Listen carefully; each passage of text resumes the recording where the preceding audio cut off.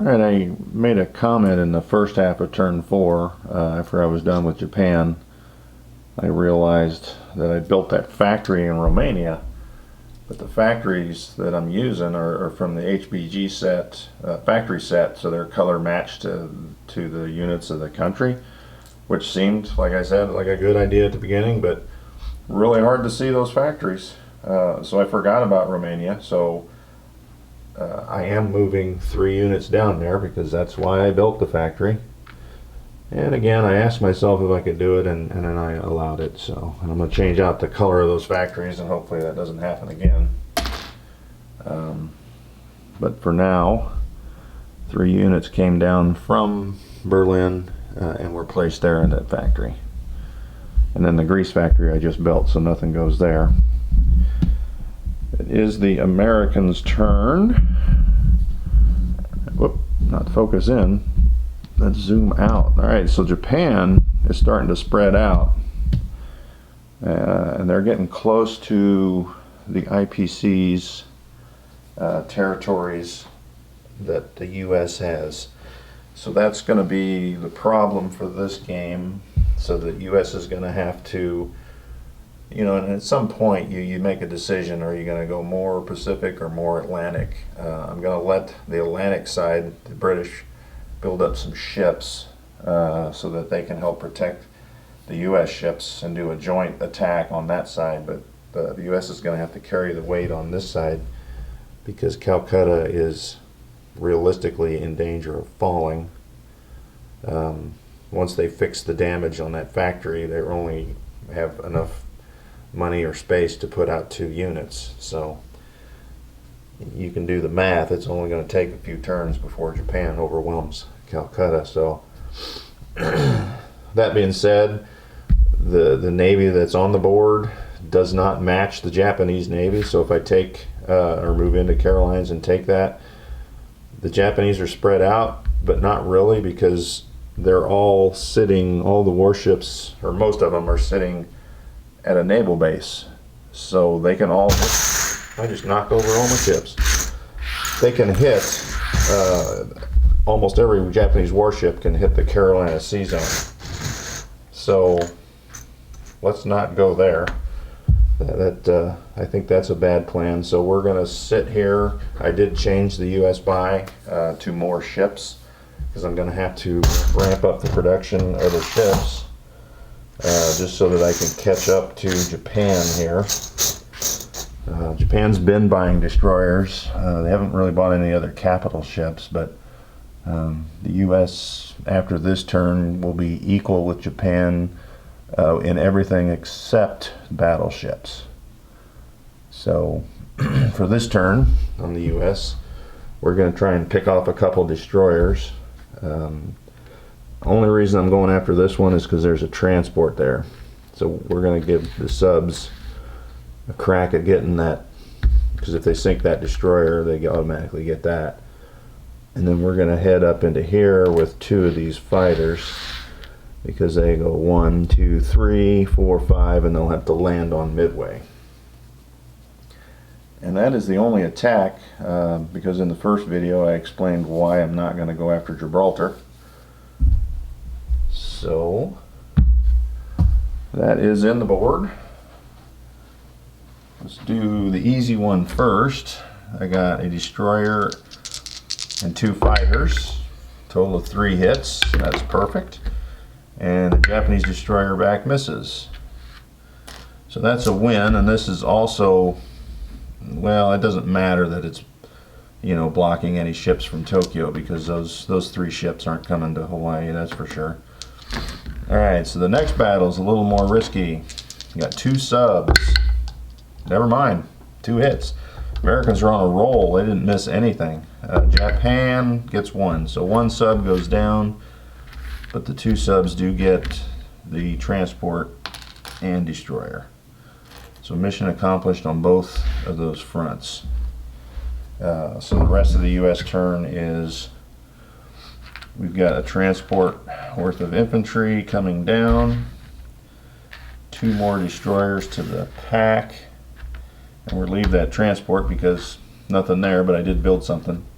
And And also these mechs that went from the U.S. to Alaska last turn technically couldn't have. That was pointed out. The U.S. was not at war until the end of their return when they collect their income. So they could not have driven through neutral. Well, it's not really neutral because Canada, part of Britain, is at war, but the U.S. was not at war at that time. So I'll go ahead and put out the units on this side, which, like I said, now that I can put out 10 units, there's 1, 2 for that transport, the sub for 3, carrier 4, 5, 6 on planes, and 4 destroyers. That gets us up to at least equal with Japan outside of that battleship. And then on the west coast, I am just going to put out the other 2 units that I had. And I'm going to fly 2 of the strategic bombers to London to begin strategically bombing. I'm going to bring 1 down here to help aid with any long-range attacks that I might do on the next turn. So that's it for US. Their money does go down to 90. Well, what are they at? They're at, oh, the marker went away. I think it was 63 because they lost the Philippines. So 63 plus 20, so $83. So they're still ahead of Japan.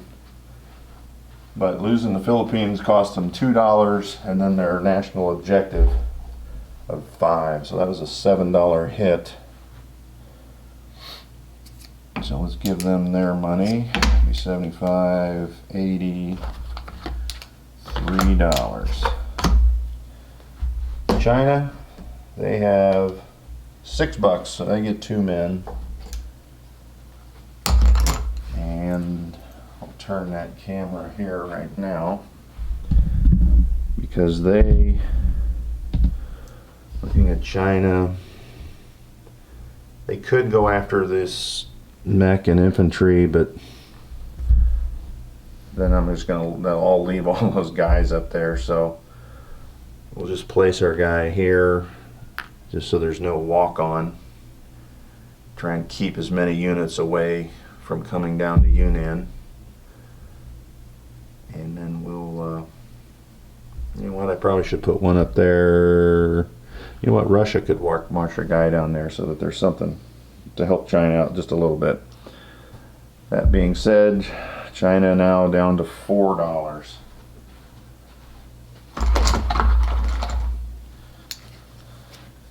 All right, on to Britain and UK Pacific. So we'll do UK Pacific while we're over here.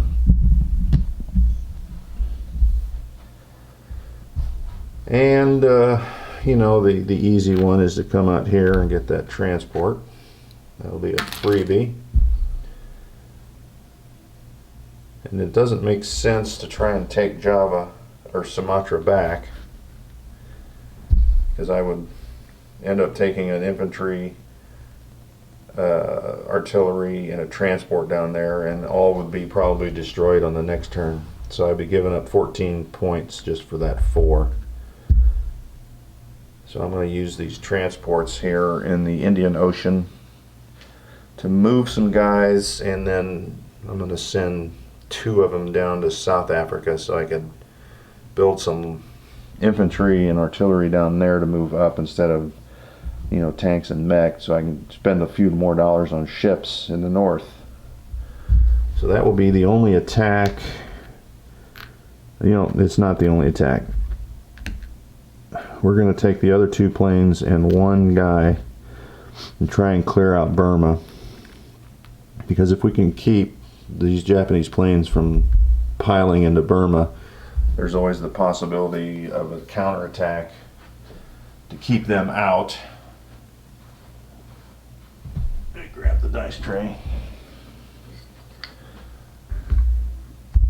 And it's not the end of the world if we don't get it, because Japan doesn't have a lot of infantry yet, but they're coming. And sometimes they get there, and it's better to fight sometimes than sit there and wait to die.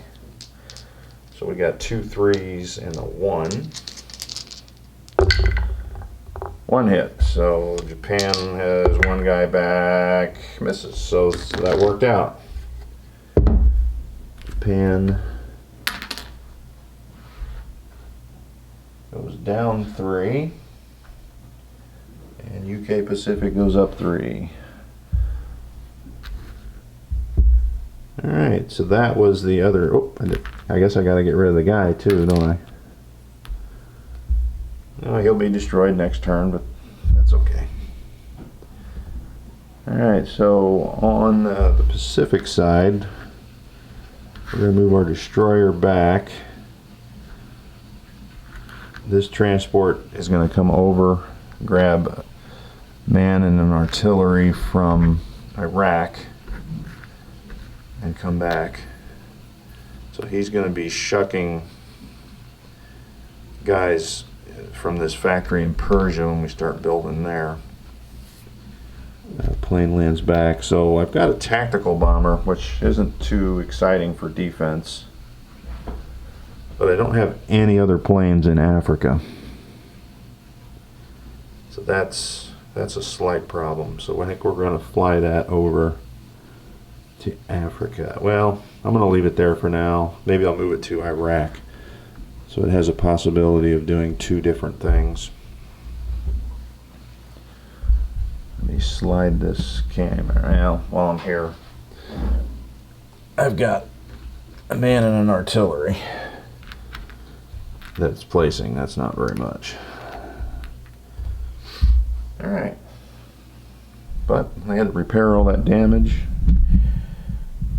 and Japan will bomb them again. So we'll come down here to see Africa movement with Britain. So we're going to take away Italy's objective here. We do have those 2. I don't know if I want to commit a tank or not.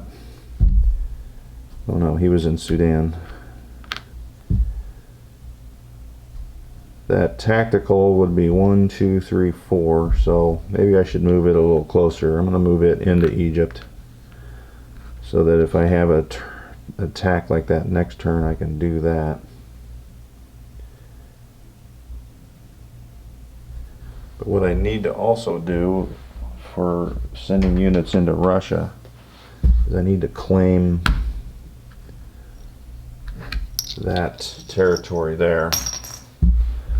Otherwise, you can't drive 2 through that, because you have to stop at an unclaimed pro-allies neutral. You can't just drive right through it. So now they can have the option of sending units into Russia, which looks like they might need to be doing that anyway. So we're going to move this tank up. You know what? I'm going to move that guy as well. Just get that started. And these ships, I'm going to move these 2 here. We don't need them in the south to protect these transports, so they'll go here, and then next turn we'll start picking up some guys. Drive that up there. So we've got 4 tanks, 2 mech, 2 Australian, and then we'll have a French guy there shortly. And I'm going to leave that there for those transports. So Italy could... No, they can't hit that. That'd never work. They could come in with 2 transports and a bomber and 2 fighters. And no, that wouldn't happen. Alright, so here in Alexandria, they got 1 hit. Italy misses. Alright, so they're going to go up a point for Alexandria, and then on this map, Northwest Persia is worth 1 point. So Britain up 2 and Italy down 1. And we put this marker over here. And that does give, no it doesn't, because Germany's in Gibraltar, so Britain does not have that national objective. So now I'm just going to place the British units. The carrier is going up in the Canada sea zone there, so it's out of harm's way. Persia is going to be infantry, tank, and a man, and then the same tank and infantry in South Africa. And that pretty much is Britain's turn. I'm going to leave those fighters in the London, and they can go to that carrier on the next turn whenever the carrier goes to help out the Americans. Alright, so moving on to Italy. Let's see what Italy can do here. Italy has an option. If I wanted to reinforce Gibraltar, I could throw 2 more transports worth of guys there.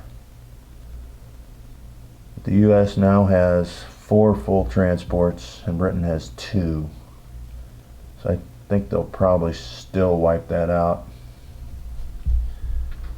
So what we're going to do here, I think, see, Crete is worth 1 and Cyprus is worth 1. So we're going to take a full load and we'll just go into here with our 2 transports. I'll set that over here for now. And we're going to take those 2 islands and bring our whole navy in there, because there's only 1 tactical bomber on the British side that can hit them, so that won't affect anything there. So 2 guys. Oh well, I only have 1 artillery. So we'll put 2 guys on Crete, man and artillery on Cyprus, and I did buy another transport, so we'll have 3 transports on the next turn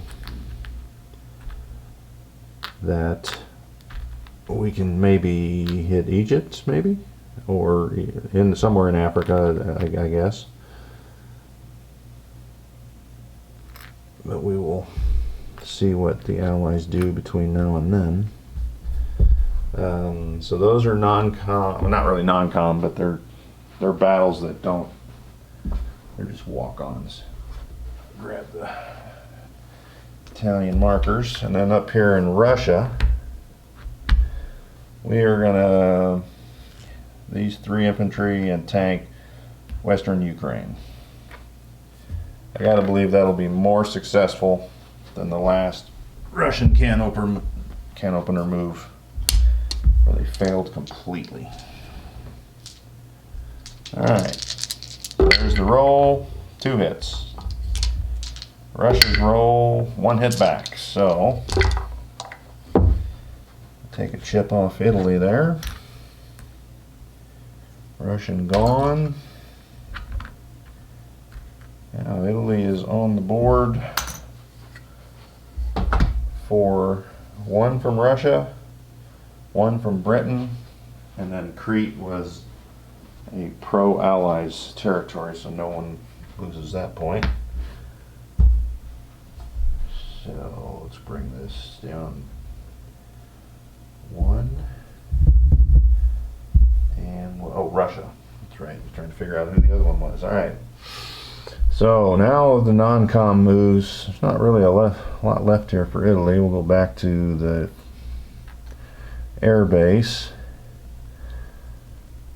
I think we'll leave these guys here because it's not going to behoove Britain to come out there and clean those out, although they might have enough to come back behind it. Oh, what to do, what to do, what to do. We're going to leave it. See what Britain does. Alright. So Italy, this will be their last turn for probably 2 of their objectives that they have. Oh no, they don't. They lost North Africa. I forgot, Britain took that away. So they're down to 2 objectives, or national objectives. Alright, Italy is done. We've got Anzac and France. So while I'm over here, France just marches in there. Alright, they're going to do nothing up there. So sliding over to the other board, or the other side of the board, Anzac. Alright, well, to kill a sub or not to kill a sub? I guess we might as well have a crack at it. We'll come over here with that. 1, 2, 3, 4, and he'll land on Java.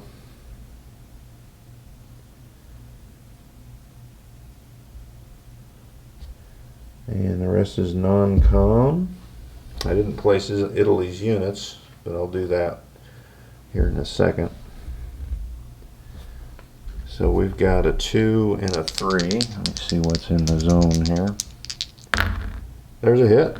Sub fires back. Nothing. Alright. Convoy zone clear. Japanese sub gone. He lands. I'm going to bring this bomber up to the air base, along with these 2 ships, 2 artillery, and an anti-aircraft gun.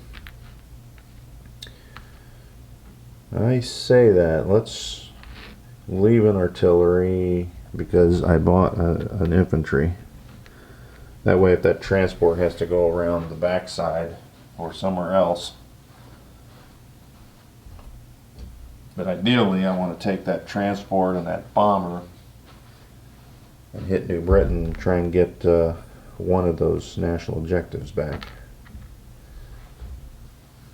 Alright, so no change on their money. I will roll that convoy though.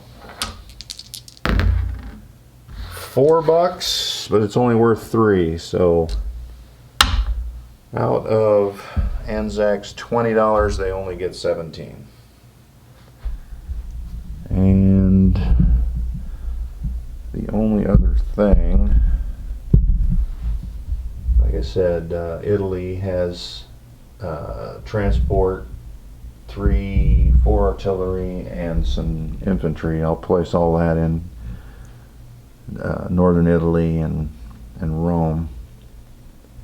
It's on the other side of the table right now, but at the end of turn 4, China sitting at $4, UK Pacific at 13, Anzac 20, Italy 27, Russia 34, Britain 42, Germany 60, US 63, and Japan at 74. I will not be getting to turn 5 until later next week. I'm heading out of town. Going to be rolling some dice. We're going to play some BBR 42. Until next time, keep rolling dice.